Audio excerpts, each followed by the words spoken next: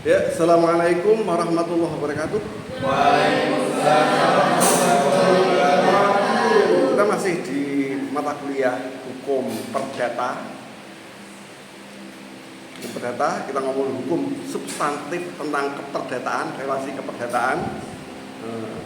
Dan kita sudah sampai pada tema yang sangat penting, urgent dan strategis.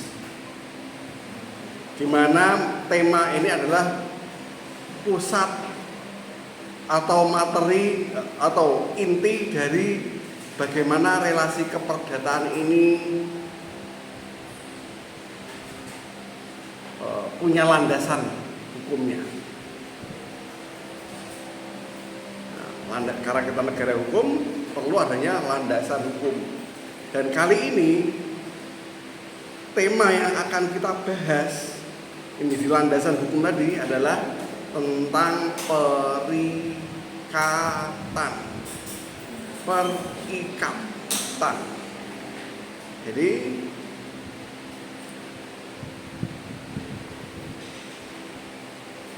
gimana rasanya? Lebih senang terikat atau bebas? Bebas. Kalau bebas tidak perlu terikat. Iya. Sayangnya ketika kebebasan ini terwujud seluas-luasnya, maka yang terjadi adalah kemunduran peradaban. Ketika suatu negara memberikan kebijakan yang melonggarkan atau memberikan kebebasan bagi warga negaranya dengan cara misalnya mengutamakan HAM, hak asasi manusia, di mana setiap individu diberi kebebasan untuk berekspresi, ya, sometimes is good, tapi sometimes is bad. Ada satu percobaan terkait dengan mikroorganisme yang bebas secara individu, kemudian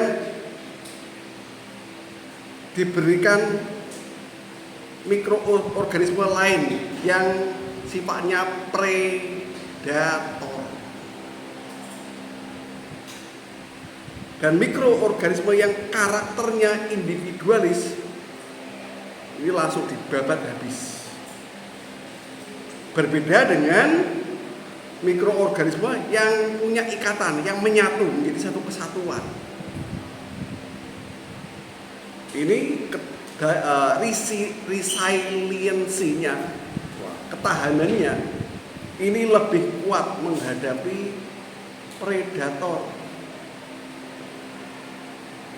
Makanya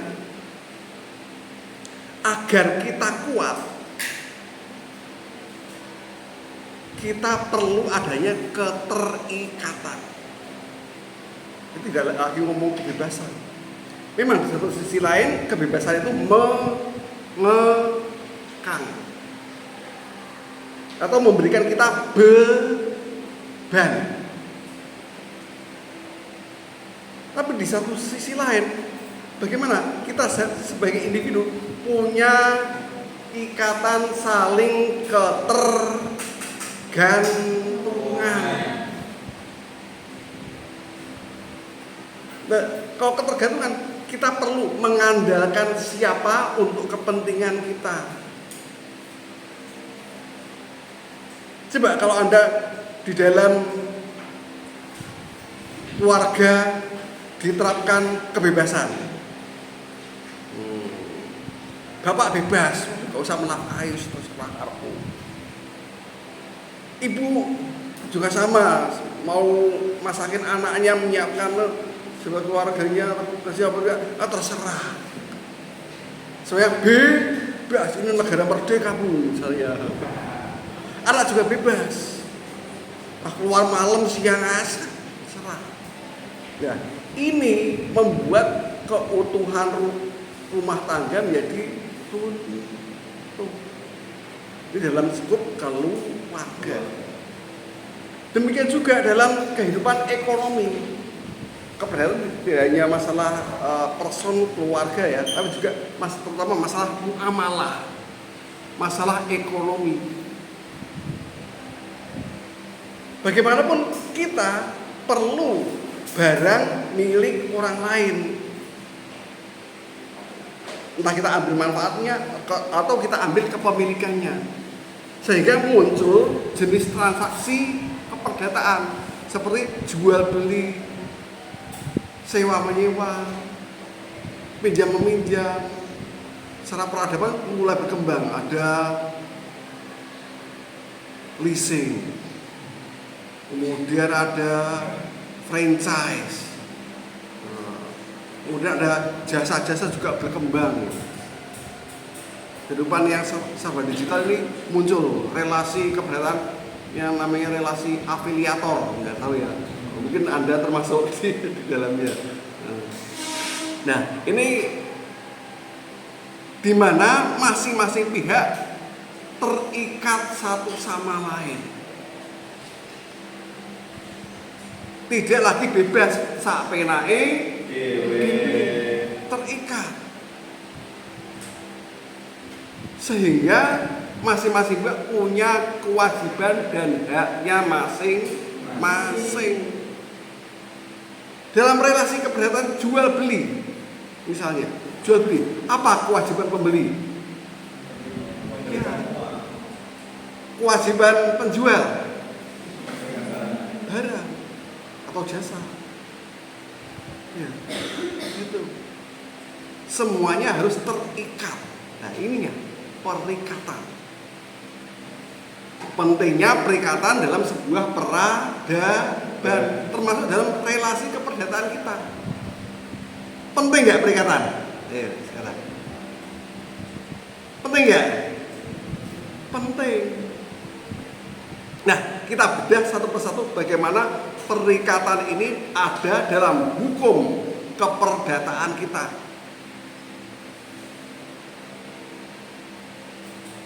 Dilihat dari sumber munculnya perikatan. Sumber munculnya perikatan. Cara bacanya, Anda bisa membacanya sebagai ini dasar hukum dari perikatan.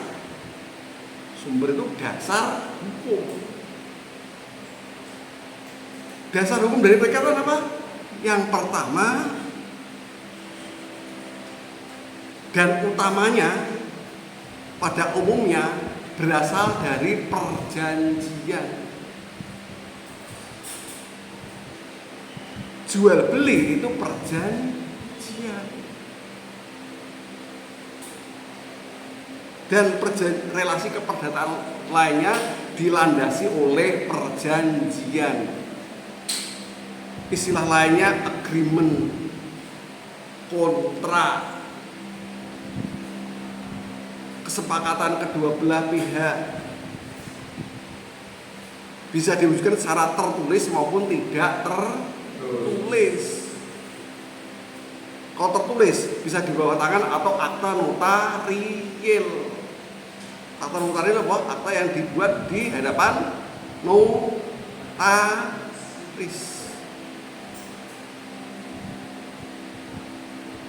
Ini perjanjian sebagai bentuk utama dari perikatan pada umumnya. Landasan hukumnya apa? Dasar hukumnya perjanjian. Loh, kok kamu nuntut saya untuk bayar atau ganti rugi? Apa dasar hukumnya? Perjanjian, agreement. Ini ada akta perjanjiannya. Dilampirkan sebagai bukti. Ini landasan hukumnya. Nah, ternyata selain perjanjian ada sumber hukum lain dan juga menjadi dasar hukum, yakni undang-undang. Jadi regulasi kebijakan yang dibuat oleh negara ini juga berusaha melindungi warga negaranya dari perilaku-perilaku yang merugikan. tidak tercover oleh perjanjian, tetapi dengan landasan peraturan dengan landasan undang-undang, masuk KUH Perdata, Burgerlijk Wetboek. Ini landasan hukumnya. Ketika ada perbuatan yang berpotensi merugikan. Misalnya apa? Misalnya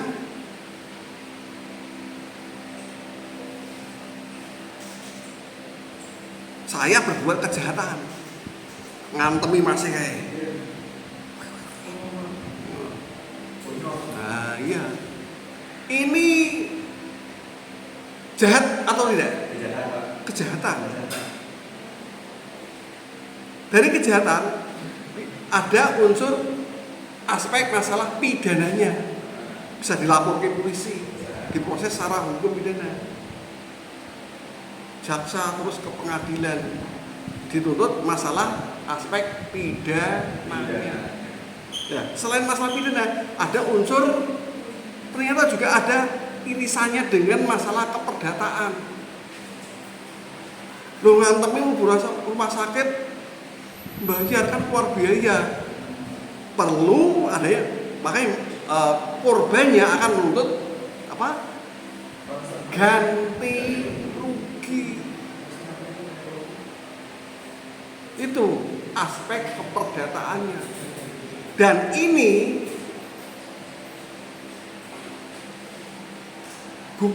gugatan orang tersebut ini didasari oleh aturan hukum undang-undang. Dan si pelaku yang merugikan harus dituntut secara perdata ganti rugi. Ini dasar hukumnya. PMH, perbuatan melawan hukum, bisa dimintakan ganti rugi.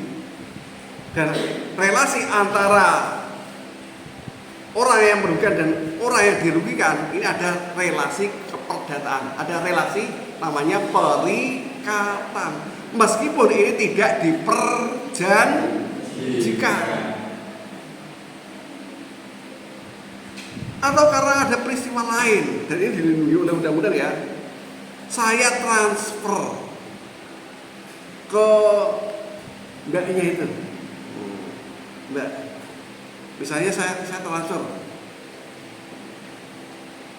karena apa ya, karena kewajiban, misalnya saya sebagai pembeli atau saya sebagai suami misalnya transfer ke istrinya, transfer, loh salah nomor rekening, salah masuk ke orang lain, ditelusuri, wah ada namanya siapa, nomor rekening berapa di bank ini sudah teridentifikasi. Nah, terhadap orang yang saya kirimi uang yang salah nomor rekening tadi, ini ternyata punya kewajiban untuk mengembalikan sejumlah uang yang saya transfer. Kalau kita, wah itu ada transfer masuk, lumayan ini rezeki anak saleh gitu. Padahal ini bisa dituntut secara hukum perdata dan muncul perikatan.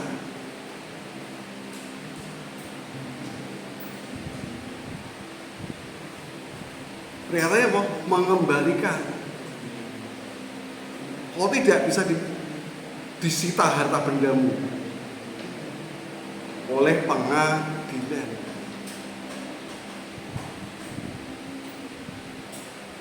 Nah ini.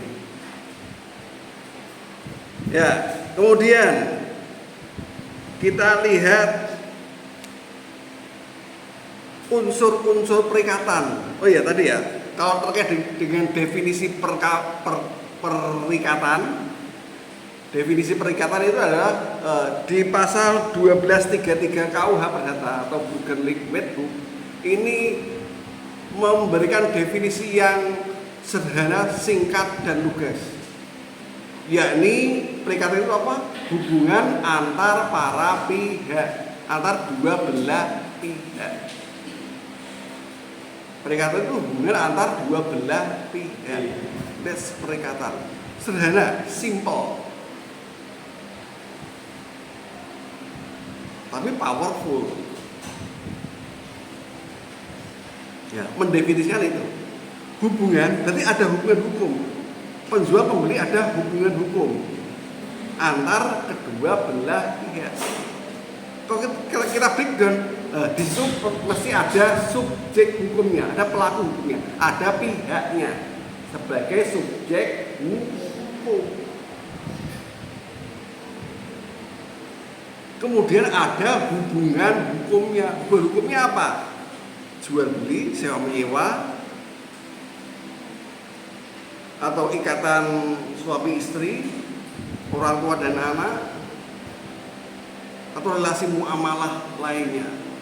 Yaitu kalau itu relasi sifatnya privat ya. Kalau muamalah ya jual beli, sewa menyewa, terus itu relasi muamalah. Ya, itu hubungan hukum. Tetapi ada yang hidden, ada unsur perikatan yang hidden. Dari hidden itu apa? Tersembunyi dari definisi tersebut, yakni objek hukumnya.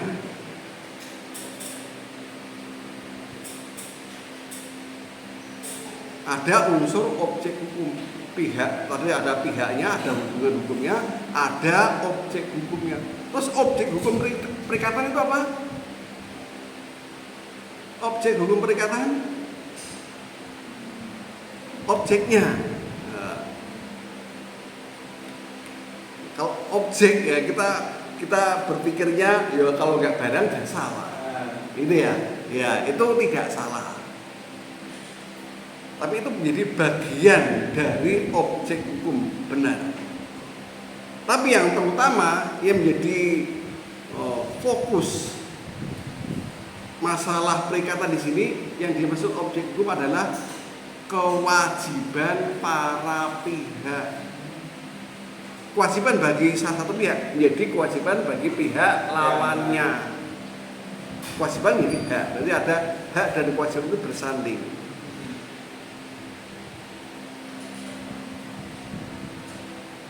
Haknya membeli menjadi kewajibannya penjual.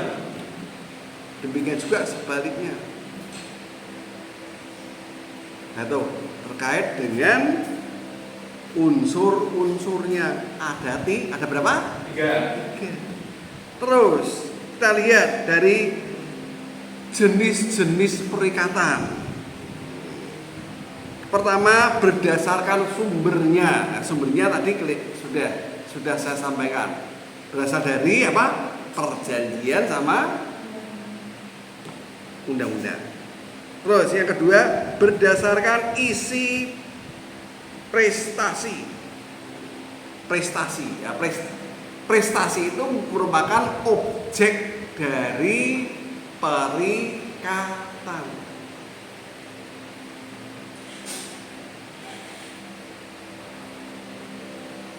Kewajiban itu secara hukum perdatanya dikenal dengan istilah prestasi. Kalau pembeli bayar itu namanya prestasi. Nah, kalau tidak bayar lawan katanya, yakni wan prestasi.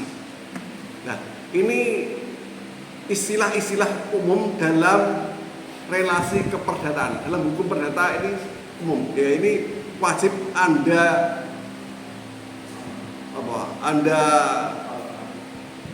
kenal dan Anda akrabi.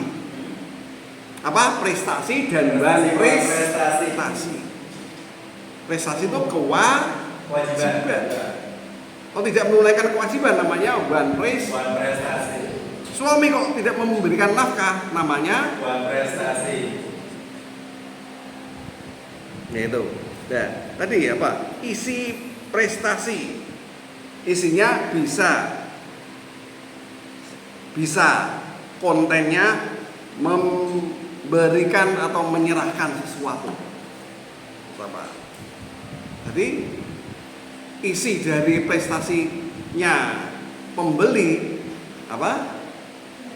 membayar, memberikan uang sebagai bayaran atau mentransfer. Nah, itu. Kemudian bisa berbuat atau tidak berbuat. Anda naik ojek, kewajibannya tukang ojek berbuat mengantarkan Anda ke titik tujuan. Ada juga perjanjian, perjanjian ya sering untuk memudahkan perjanjian boleh ya, perjanjian. Tapi yang perlu digarisbawahi bahwa perjanjian itu bagian dari perikatan. Mestinya juga ada kontrak perjanjian untuk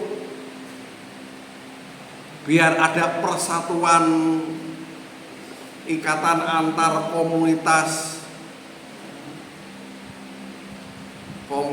apa? Komunitas pengusaha kuat, antar pengusaha. Menurut saya juga ada perjanjian di balik layar untuk tidak melakukan perbuatan, bahkan perjanjian untuk tidak melakukan perbuatan. Contohnya melalui perjanjian diatur bahwa perusahaan A atau B, C tidak mengikuti tender. Nah, diatur antar asosiasi pengusaha itu diatur siapa yang mau tender ini ya. Ini bisa melakukan perjanjian seperti itu. Nah, ini karakternya bisa karakternya ya bisa sifatnya rahasia. Kemudian dari sisi sifat prestasi ada perikatan positif sama negatif. Ya, positif seperti tadi berbuat, kalau negatif tidak berbuat. Nah, ini agak sama. Juga ada perikatan generik sama spesifik. Generik sama spesifik. General itu umum, kalau spesifik khusus. Ya, mengenai hal ini saya sebutkan, tapi silakan Anda pelajari sendirilah. Anda bisa tanya Mbah Google atau sekarang anaknya yang lebih canggih ya ini AI.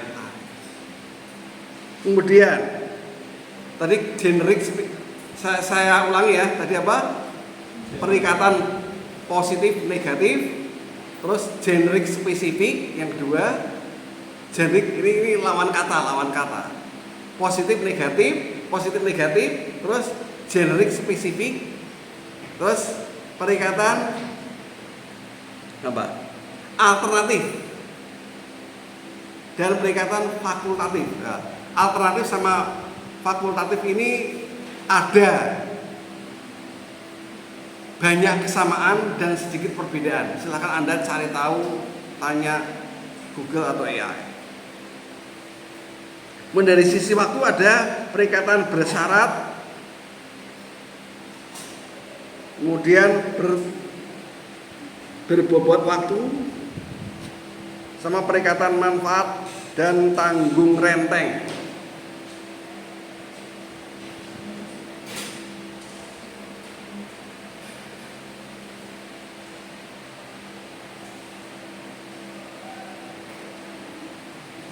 Ya, kemudian kita melihat dari sisi objeknya,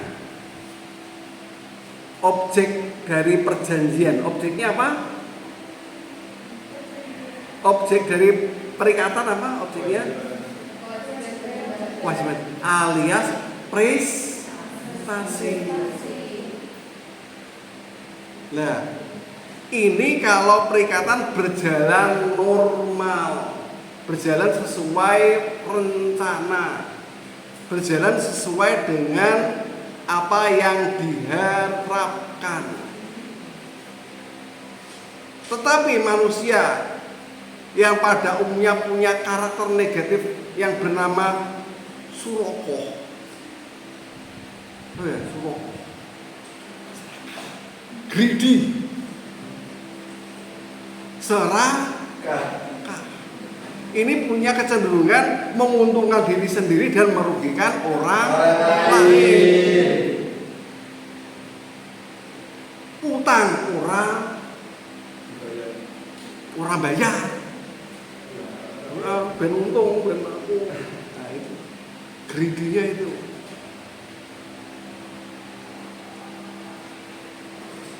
Menguntungkan diri sendiri sama merugikan orang lain. Maka prestasi ini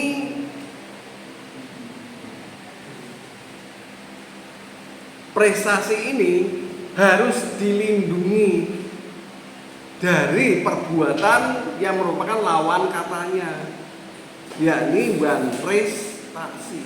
Lah ini yang harus dijaga.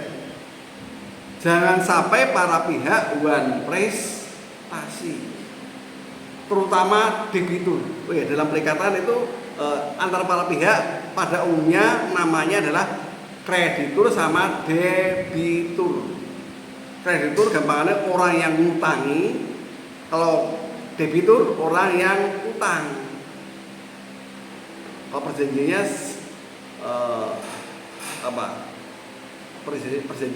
perjanjian kredit misalnya. Nah, dalam hukum kita perlu dijaga agar supaya pihak debitur atau pihak yang punya kewajiban ini tidak melakukan wan prestasi.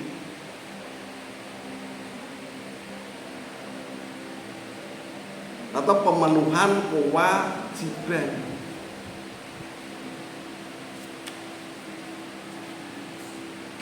Ya, kita lihat fokus bahasan lanjutannya adalah wan prestasi sebagai hal yang perlu di zoom in, perlu dilihat lebih dalam rangka melindungi hak-hak para pihak terutama kreditur. Dilihat syarat wan prestasi.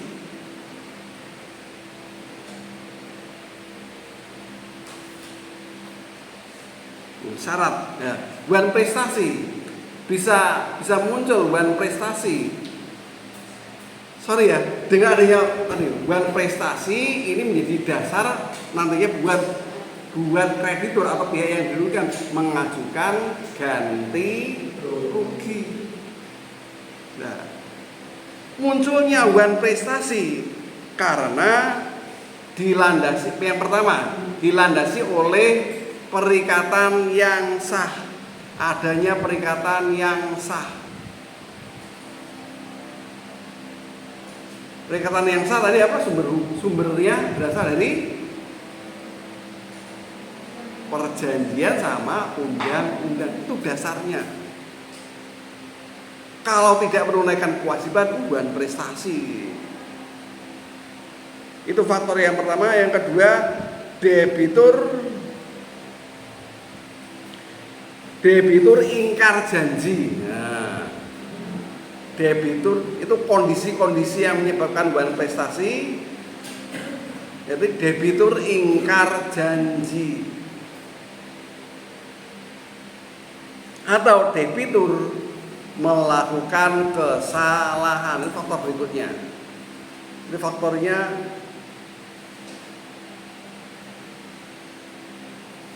atau debitur melakukan kesalahan. Kesalahan itu dalam artian apa? Melakukan perbuatan melawan hukum tadi, PMH. Kemudian bentuk wan prestasi yang pertama dan terutama adalah bentuk utama wan prestasi apa? Tidak menunaikan kewajibannya.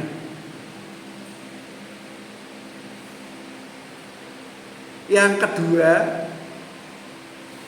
dan ini bisa juga menjadi alasan mengajukan ganti rugi, yakni belum atau terlambat menunaikan kewajibannya. Telat itu bisa kena apa? Telat itu bisa kena denda. Kemudian benar, kemudian debitur benar melakukan kewajibannya, tapi tidak sesuai dengan yang diperjanjikan.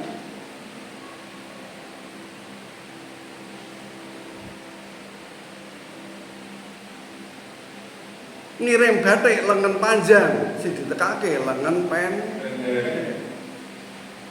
Nah, ini juga termasuk bagian dari wan prestasi. Nah, ini berguna untuk mengidentifikasi bagaimana perikatan ini berlangsung dan bagaimana jika terjadi perbuatan-perbuatan yang tidak sesuai dengan yang diperjanjikan dan berpotensi merugikan. Itu. Kemudian akibat hukum dari wan prestasi. Nah, ini penting. Kalau tadi mengidentifikasi perbuatan yang merugikan, sekarang akibat hukumnya. Ini tidak lanjut, ini yang penting. Ya, ini bisa pihak kreditur atau pihak yang dirugikan bisa mengajukan ganti rugi, itu terutama.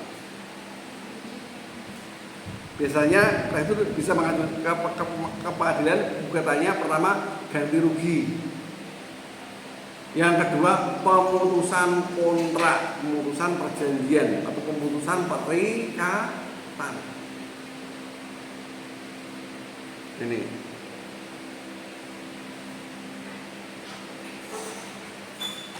Juga alternatif dan juga alternatif ketiga ini bisa semuanya ya, tidak sifatnya bukan alternatif tapi bisa semuanya, bisa kumulatif, bisa bersamaan. Tadi apa? Ganti rugi, kemudian apa? Pemutusan kontrak sama penyitaan, disita.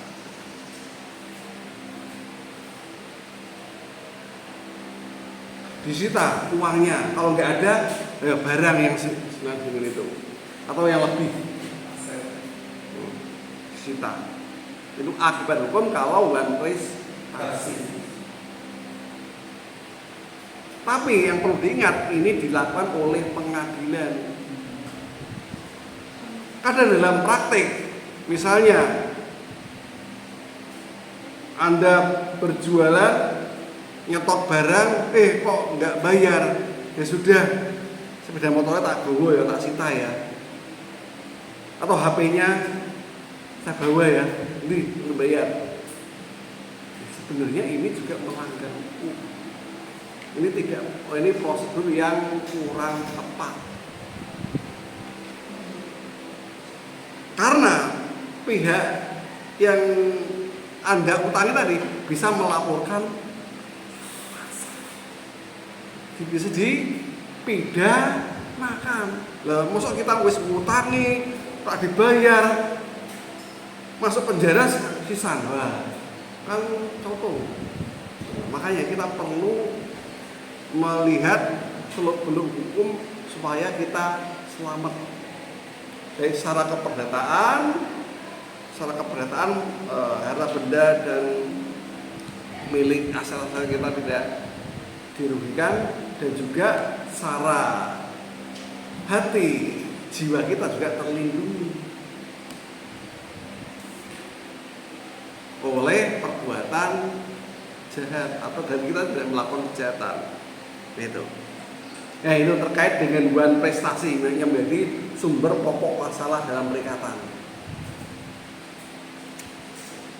Terus next ada peristiwa fenomena bagian dari perikatan ya, force majeure.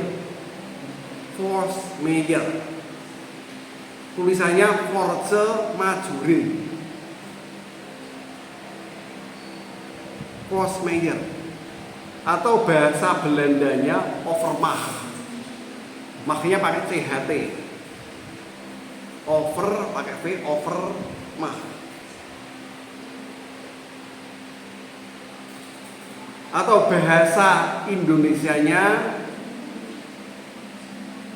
daya paksa.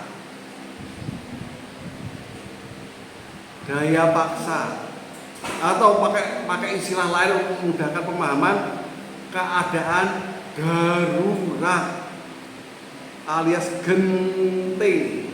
Tahu genting? Tetap rumah. Genting darurat. Nah, ini adalah keadaan yang bisa menjadi alasan bagi debitur untuk tidak melaksanakan prestasi.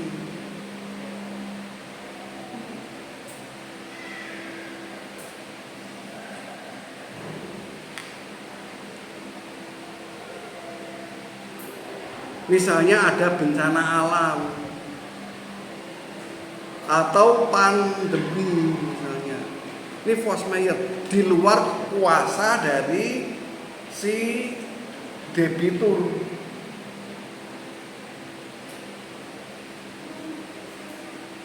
Tapi bisa nggak dinilai bahwa misalnya saya sebagai orang yang utang beralasan karena force majeure-nya saya nggak punya duit, maka saya bebas dari kewajiban untuk membayar. Boleh nggak seperti itu? Boleh nggak? Boleh nggak? Boleh nggak? Boleh. Oh ya kakek. Karena saya tidak punya duit, maka ini kondisi force majeure, sehingga saya tidak harus membayar utang saya. Bener nggak? Bener-bener kakean. Iya, itu bukan force majeure. Duit-duit tetap dituntut. Force majeure-nya apa?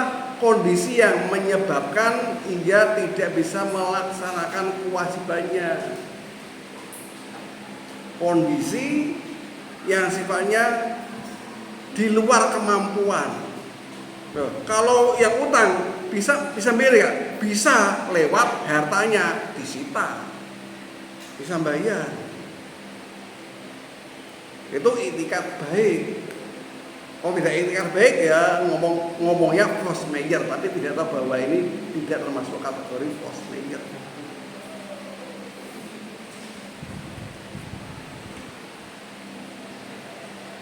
Ya, tapi kondisi force majeure ini kadang menjadi hal yang debatable, diperdebatkan.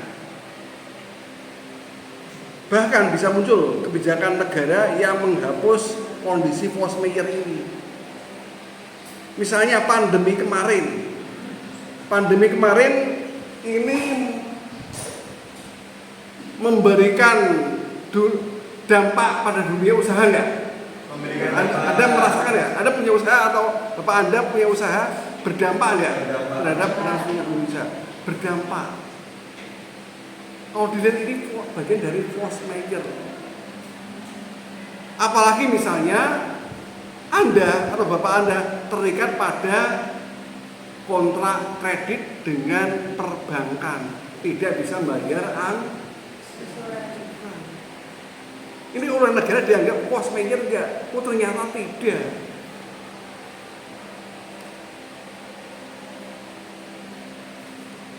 Ya, akhirnya itu. Ya. Negara itu melindungi kreditur atau debitur. Oh ternyata lebih berpihak pada kreditur. Ya. Itu beberapa hal. Selanjutnya saya sebutkan saja dan Anda pelajari sendiri bagaimana terkait dengan hapusnya perikatan. Ya. Perikatan ini bisa muncul tapi juga bisa hapus. Ada beberapa faktor yang menyebabkan perikatan ini terhapus. Beberapa hal, silakan Anda cari.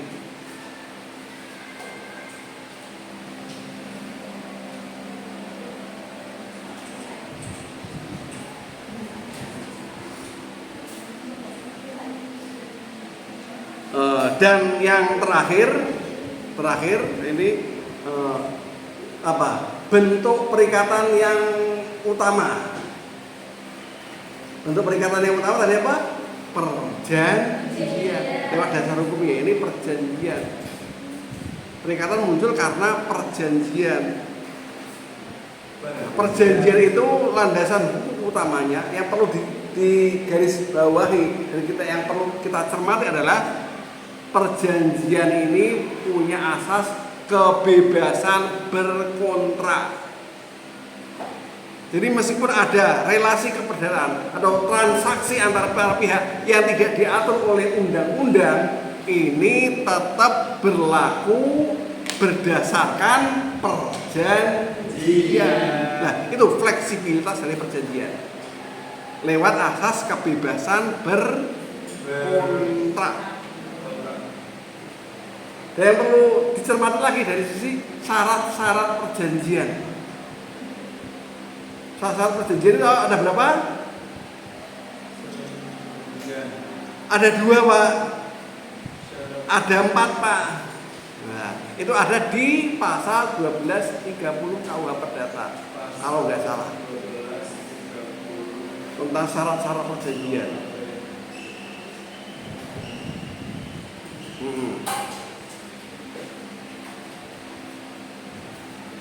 Yang pertama kesepakatan, 2 cakap hukum, 3 sebab yang halal, ketiga hal tertentu, keempat sebab yang halal. 4 hal tadi. Ada 4. 2 termasuk syarat subjektif, 2 yang terakhir syarat objektif. Ya, silahkan Anda pelajari lebih lanjut secara mandiri di rumah. Gitu saja, terima kasih, saya tutup. Assalamualaikum warahmatullahi wabarakatuh. Kalau ada pertanyaan silahkan tulis kolom bawah ini. Jangan lupa. Thank you. Assalamualaikum warahmatullahi wabarakatuh. See you.